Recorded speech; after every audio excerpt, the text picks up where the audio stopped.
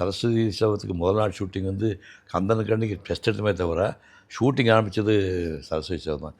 Makeup test எடுத்தது முதல் கந்தனுக்கு அன்றைக்கி தான். அது ஓகே பண்ணிவிட்டு அந்த படம் கண்டிங் படத்துக்கு முன்னாடியே ஏபினாலே தன்னோட சொந்த படத்துக்கு என்னை யூஸ் பண்ணிட்டாரு.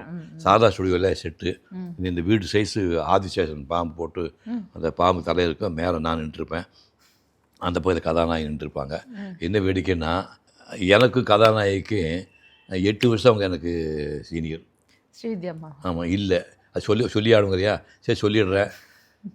முதலாளின்ற படம் 1957 ரிலீஸ் ஆகுது. எம்ஏவி பிக்சர்ஸ்னு பேர். முக்தா சீனிவாசன் முதல் டைரக்ட் பண்ணுறாரு, எஸ்எஸ்ஆர் ஹீரோ நடினார். அவங்க கூட நடித்தவங்க தேவிகான்னு பேர்.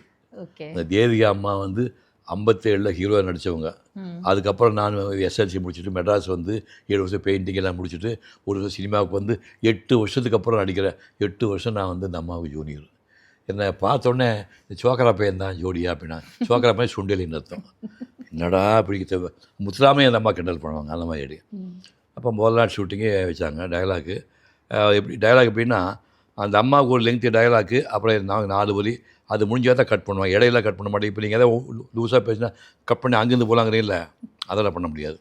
10 தடவை எடுத்தாலும் அதை ஃபுல்லாக சொல்லி ஆகணுமாங்க.